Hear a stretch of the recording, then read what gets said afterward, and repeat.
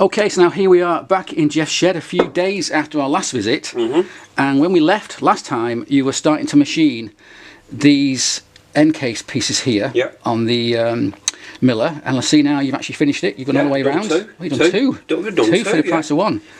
I always do one setting up as a test. Yeah, and then you've done the other one. So let's just do that.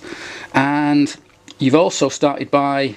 I've putting an angle here. Yeah, I actually hacksawed them. Hacksawed it, yeah. They just want a little bit more rubbing and polishing. Yeah, a bit more treat. Yeah, a bit of fettling. But yeah, so that's very nice. I could have brought them back to about there, but by the time you got your cap on... Yeah, that's the cap we also saw last time round. Which is too small. Which is too small, yeah. And it's too small because you want to do recessed cap heads in the top. Bigger ones of them. Oh, right, okay. Yeah, we talked about that a while ago, so you found them on eBay or whatever, and they'll be threaded into these. £2.50 each. Oh, well, you want your four, don't you? So, yeah, so that's nice. Two. All right, well, two. Got two. And, we've got two. Yeah, and obviously then underneath here, that's the place where the bearings sit. Well, yeah, this is the test one, the one that was slightly over. Yes, I overboard. You can always Loctite that in place, can't you? Yeah, I got all my datum points off that one when I milled it. It's worked out okay. Okay, and then if we now zoom back a bit, we'll see how that looks on one of the superchargers. Okay, so we've zoomed out and we've now quickly just bolted this on with 2 bolts, so we can see the way it looks. Looks pretty good.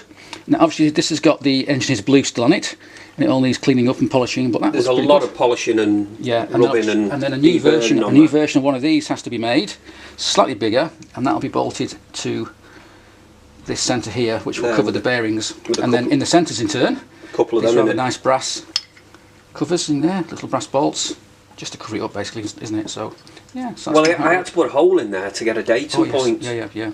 And will you profile these edges or just leave it? No, I'll just leave them like that. By the time you've rubbed it and that, it'll just put a little bevel on it. Yeah, so exactly, you can see that. And then on the other end, if we turn it around slightly, we have the more complicated side. And this is where the bearings for the other side of the rotors live, and that's the outside, I think. That's the outside. Yeah, sorry, that's the outside. And these have now been machined out on the middle here to give space, because there'll be some studs.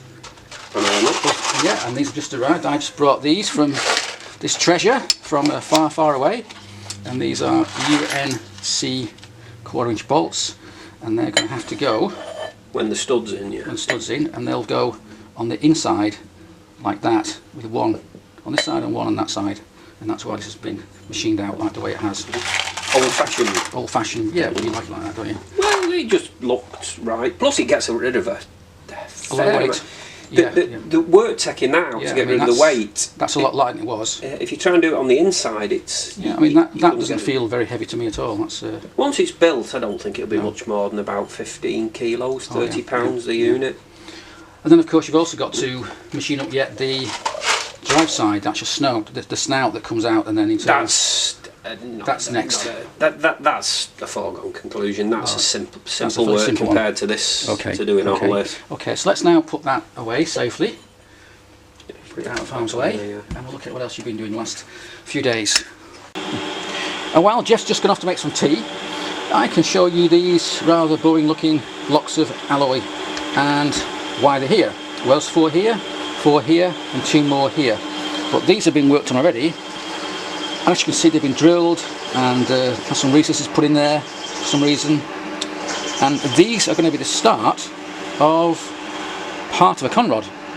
So we now move these out of harm's way. We can see these sort of proto conrods here, which have been started some time ago. Hopefully that's still in focus. And they've still got a long way to go yet, but these will be the bottom ends of these, look. So they'll be bolted together and they can be machined out. And here comes Jeff. I would just I thought, I just thought I'll get all them, do them bits. Well, yeah, so what are these made for then? What are these all about? They were originally going to go on my drag bike, but... The Honda? Yeah, and then we bought some. Oh, right, okay. Well, actually, I could use... There's very many applications that I could use them for. I was just getting all caps bolted on. Yeah. And then at some other date they can all be well, you don't want to be you could put a pilot hole in where the big end goes. Just get them started.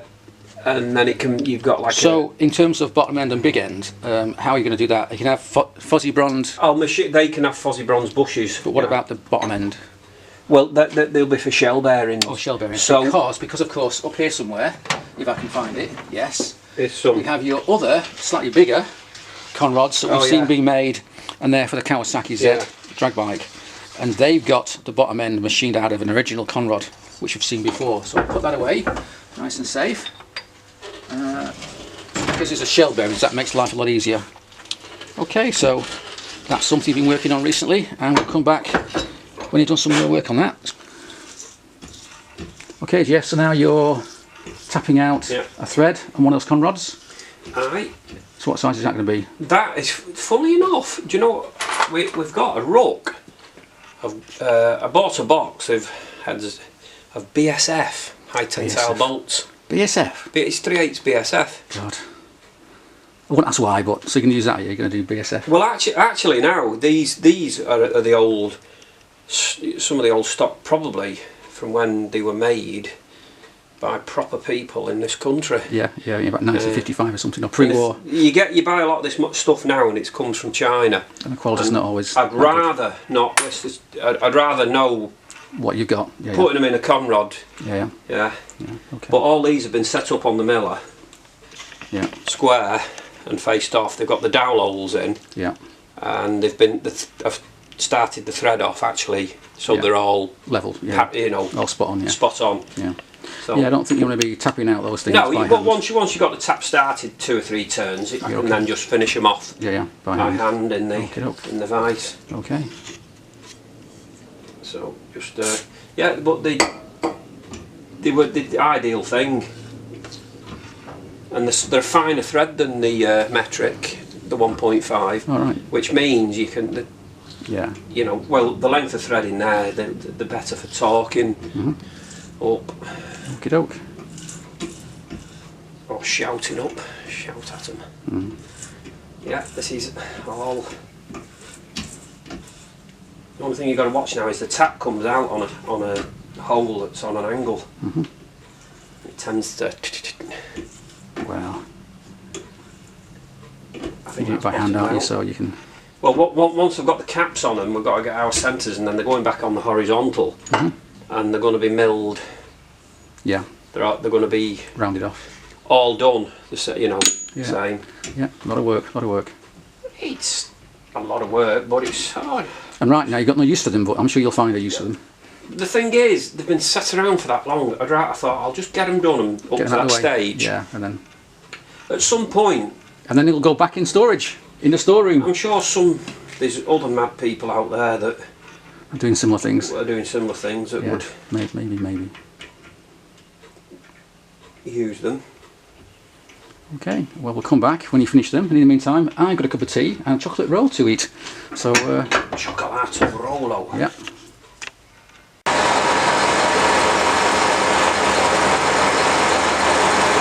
that on? Yeah. Right. Okay, Jeff, here we are another day, and we see you machining away at a set of conrods. These are conrods we saw last week that you got out of your storage. These were originally being made for my bike. Which one? My top fuel bike. Oh, top fuel bike, okay. And they've been sat around for so long, I thought, I was staring at them. As you do. And I'm thinking, why not? I'll spend a few days do some work on it. And just get everything done on them, so that all I've got to do is bore them for the shell and ream them for whatever budging pins, put the bushes in. There is a lot of work involved in making them. Of course, yeah. Should I run out of time, yes. I won't have a lot of parts for sale one day. Yeah. Well, here, see, we just spin round. Okay, so here we've got 3 sets of 4. Oh, sorry, no. 4 sets of 4. Yeah, they were my originals, but the big end, because they're not. You can get an FJ 1200 shell in them. Okay. Well, when I've cleaned them up. Yeah. When you can maximum, you can go to, I think it's 41 mil. Okay. Which is the outside diameter of the shells. Okay. But these are not the conrods we saw last week. No. These are different conrods. Yeah. So let's go and see what you've been doing on the workbench then since last week. Over there. Okay, so these are the conrods we saw last week when you were starting to work on the bottom ends. So since then you've now completed that, you've machined them, drilled them. Although that doesn't look like much of a... Them will get FJ 1200 shells in them. Right. But these ones here, well, they're different. These were what happened there. These now, you can only get, I think it's about a 36 mil OD. I'd have to find some shells. They're bigger than these, yeah. What I might use these for, yes, is for a 500 Honda crank. Okay. If I can find some shells that will do. But clearly these still need a lot of work. You've got to be profiling the edges. Oh, it's all easy work. It's just very time consuming. Yeah. So let's put that back. Okay, and what else have you been doing this week? Let's have a look. And so here we have the end plate we saw last week with the Mark 1 end cover there, which covers up the bearings. And I see Jeff's been busy. He's been making these here. Well, I've done them. They've been threaded to take these brass. They're 1/2 inch BSP. Yes. The mounting plate for the Honda is there. Yes. But that's got the 3/8 ones in it. Okay. Because the shafts in the rotors are shorter, so it won't clear. Okay. It will clear, sorry. But the point is these I'll go on the other ones, and there's plenty of clearance for the shafts when they're on. So in fact this will be shaped like this one here. Yeah. And then they'll bolt made a bit bigger and then bolt on with those bolts, just looking a bit retro. If you imagine that's shaped like that. Okie doke. And so we'll come back next week and see that finished, hopefully. Hopefully, yeah. Yeah, let's put that away. I've got to make some engine spacers yet. Engine spacers. For that, yeah. Okay. For me, that's even better. Even better. I've done all my dowels, and I thought I'll just whip these on here down. Yeah. And then I can go back on that miller to do my plate. Okay. Okay, so here we are back at Jeff's a few days later, and we've got one conrod that you're working on last week. I mean, there's a whole drawful over there, but I've just grabbed one of them just to show our listeners, or viewers rather, how far you've got with them so far. So, you obviously machined these shoulders. They've all been done, yeah. And you've machined a little lightweight... just be careful there, because he's quite sharp on them edges. Yeah, they're very sharp. That is actually a ball groove. Yes. What we've got to do now is take the sharp edges off it all. Everything round off all the edges has got to be radiused, at least maybe a 6 mil radius, and 5 to 6 mil radius. So at this other end, down, is that the thickness of the whole conrod, or is that going to be thinner than that? The shells are, I think, 23 mil wide. And what's that? That's 1 inch. Right, 25. They're either 22 or 23. Okay, so we've got to take a bit more off you then. So what we want to do, we want to set them up in the miller. Okay, put it down there so we can see it. Otherwise, folks can't see it. And we're going to mill it. Yes. So that actually, the big end there. Yeah. From the side, it'll have a little dip like that. Oh yeah, thin it down. So actually, I don't want to lose this off the little end. No, because you want to keep that strength there. So it's going to be scalloped here, thin down to whatever it is. To the gauge of the rod, and then it's all going to be beveled. Yeah, it's easy work, but a lot of time, especially when you're doing like 16 of them or whatever it is, or 20 of them. Well, these were originally being done. I started them quite years ago. But now you've got this far, and they're going to go back into storage, back on the shelf. I can do them at another day at leisure. Yeah. Okay, so that's how far you've got. Let's see what else you've been up to in the last few days. Okay, so here we have these brass nuts that you were working with last week. They come from the plumbing centre somewhere. And just to remind people, they're going to be a cover for this part of the supercharger to cover up these bearings. And so there's one you made earlier on that's a bit too small. That'll fit like that. And these are going to go... It's got a fraction under. Going to go sort of like that. Yep. So you've made a start by machining out a thread for these to live into, so that can screw on there like that. Screw in, yeah. You can see that. And then obviously you're then going to shape it and drill it to match. So you're just saying you're making some little... A mandrel. Mandrel for something. Well, I have the mandrels. That's our template. Hang on. If they go in there... Oh, right. Oh, okay. What it is, if they go in there, I might just have to put a little spacer under it while I drill it. Yeah. Like that. Oh, I see. And then that can be... That, actually... Let's just do that. It's a location device. So that actually goes on, and then I can drill the holes with the quarter. Knowing they're perfect. And then do the tapping drill in to the depth. Brilliant. So that's what that's all So about. that is what that was done for. Right.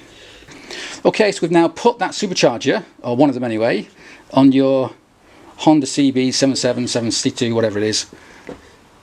Sprint bike, yeah. It's just resting there on that cloth. It will go up at it wants to come up a fraction. Yeah. Probably, and maybe there. So just to remind us all then, where is the inlet and where is the outlet? Well, the inlet is here. Yeah. So obviously the carb's going to have to be. You can't see it there. Bent across. Carburettor will come out on that side. left-hand side. So you got a bent inlet. The outlet here will have a 90-degree bend. There. Yeah, and then a tube to go here. Going into there. Right. Okay. And the drive is obviously here. I have actually got the aluminium pipe, which is there. Okay. So let's see that then. Well, it's longer at the long. minute. I've got to. Actually, I want to cut a bit of that off. Yeah. Unless that will cut down. And maybe, well, if I can make something there, we might be able to. That should just come in perfect for making the bend to come round into it. Okay. And in terms of drive, then, I take it the drive's on. Well, the drive will be side. on pulley here. This casing has to have a. Yeah, you got to remove this casing here. It's got to have some machining done on it yet to allow the snout to just come past. Okay, so snout's going to come out here. Yeah. And then be driven by the crank. It'll have the I'm hoping there's enough room just on the snout to be able to put the tensioner to just pivot that tensioner on. Yeah, yeah. Okay, so basically, so if I now just move the camera slightly, what you're going to have is something a bit like on the big bike here, but that goes snout here, except of course this is on the front of the engine rather than the back. The back, yeah. But it's that kind of idea, belts and pulleys and tensioners and so on. Yeah, so that's what this thing's going to look like. Hopefully not too far away. Okay, Jeff, here we are again in your workshop, and I see there's a very gold-looking wheel there, and you've been busy painting wheels this week. Yeah, we've massed them all up. Yeah. Painted 5 wheels. While I'm got the paint out. And okay, all the same colour, all gold. It's just a goal that I had. That I thought, well, got it, use it. You know, use it. Yeah, why not? So there's one with a brand new tyre on it. That's your. Just managed to get that on. And that's going to be for the Honda. This is for the Honda, the CB77. 400. It'll end up at 400. Yeah, which we've been looking at before. And then the other ones we're looking at. Then behind you, we see got one more there. That's the front wheel. That's the comp bike. I've just got comp bike wheel. Yeah. Okay. Now, is that the comp bike or is that a spares bike? That's a spares bike. Sorry. Okay. That's a comp bike. That's a comp bike. That's a comp bike. Okay. And then over here we've got another one. Front wheel this time of the real comp bike. Well, that's going on the comp bike. Yeah. With the other forks. Down here we've got. That was going original. I got one for my drag bike. Okay, and then over here we got another one. Oh, that's there. That was originally all the bits I was picking up to build one. Oh right. Until I found my other. Okay, is that a wider one? Is it? Because that one's. That's actually got. That's a used Mickey Thompson. Right. And that does actually measure and that's about 1/8 of an inch under 7 inches. Okay. Okay. But it can stay there and. And I see you've been machining over there. So what have you been up to machining at the moment? Just making a bearing sleeve for. Are we still on? Yes. Oh, just making a bearing sleeve because it's a 20mm spindle. Right. I've got to make a little spacer. Okay. This is for that wheel. That's for that wheel there. That's for that one there. Yeah. The ones, funnily enough, for that are done. The other one. Okay. Done. Okay. But and there's the engine. Yeah, it's like a little top hat spacer. Yeah. So it supports the centre spacer. Right.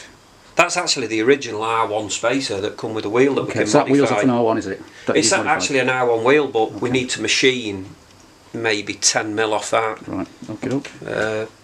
And that's what you're doing right now. So we're just making one of them. Okay. Well, I'll leave you to it while I drink some tea.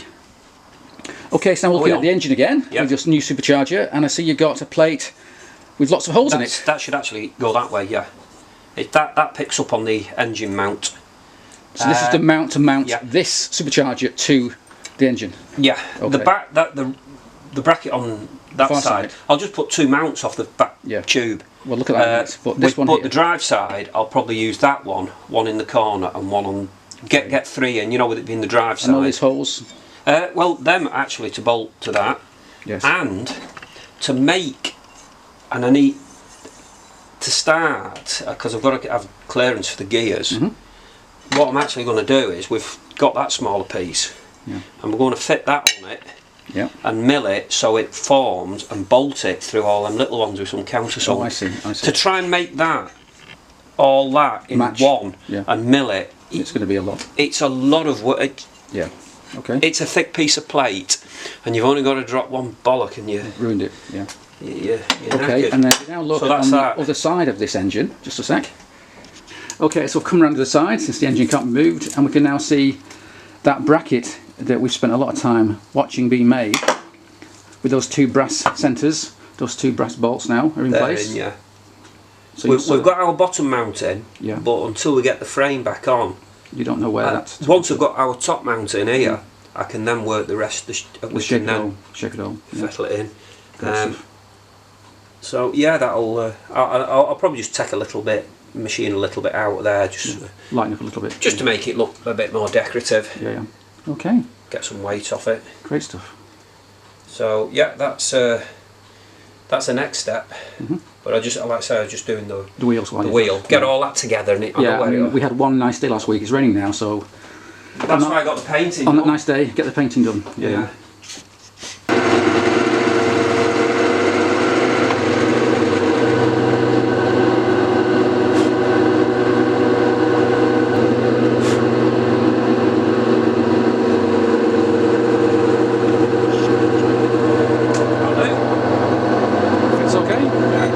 It's out just under 20, but spindles you usually find about. They do have a slight clearance on them if they were too tight. You never get them to jam up.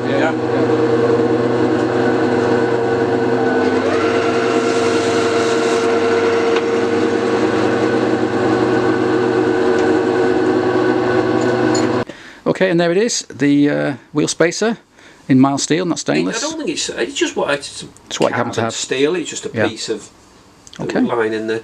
And then that can go on the wheel. Now here we are back at that wheel, and there's your spacer. Let's see where that goes. Well, that actually we've got to make it short. That goes in there. Yeah, it's this main spacer, yeah, and then that fits on there. On the bearing. Well, okay. And that goes in there. But what we need to do now is just get it to the right length so that the bearing just sits in. Yeah. Just right. And hopefully, I think it was a narrow bearing in that. I don't think I'm going to be able to get the circlip back in. Oh well.